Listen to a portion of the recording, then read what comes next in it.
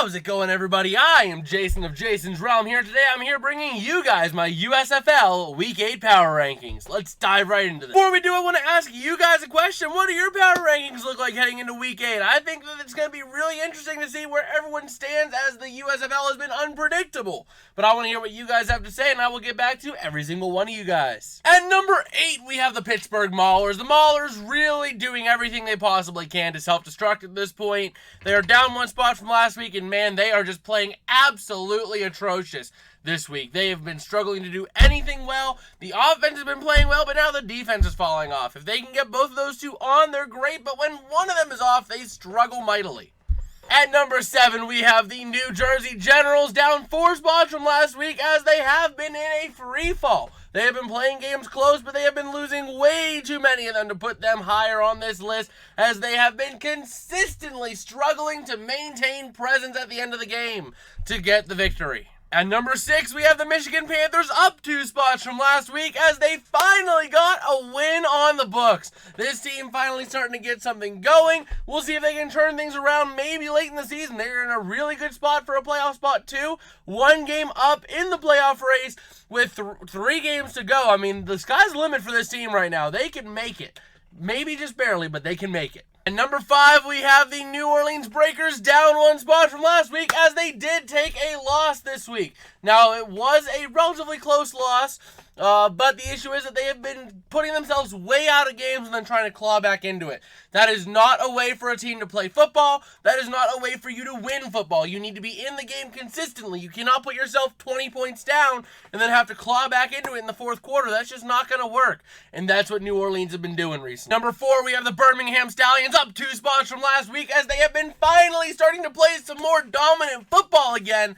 This team finally starting to get a little shaky at the midpoint of the year, thus far halfway to this point, but they have been getting it together. They have been looking a lot better recently. They have been really playing better as a team and good. This team is in a really good spot to clinch a playoff spot, not this week, but next week, depending on how everything plays out. They very well can clinch a spot. At number 3, we have the Houston Gamblers, down 2 spots from last week, as they did take a loss to Memphis, but at the same time, I do still think that they are a really good team with a really high ceiling. The question is, can they just keep it and cling on for a couple more weeks to make the playoffs? If they can, amazing. If not, rather unfortunate for that team, but I really think this team is going to be a good, fierce competitor down the stretch. At number 2, we have the Philadelphia Stars, up 3 spots from last week, as they did put on a dominant performance offensively against the Maulers. The defense wasn't really there, but the offense was able to overcome the strength, so to speak, of the Maulers defense, and they were able to get the good win, and they have been looking better these last couple of weeks. They were 2-3, now they are 4-3.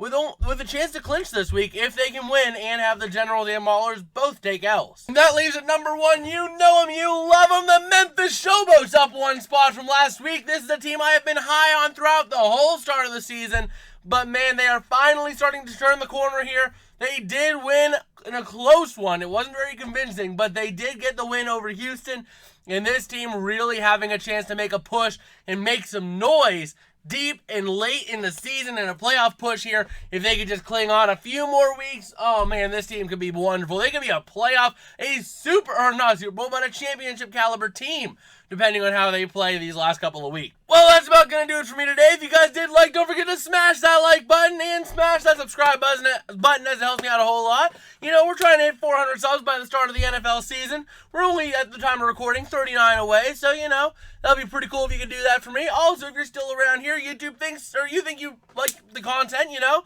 and this is one that YouTube thinks you should watch, so why not click that video? We hope to see you over there.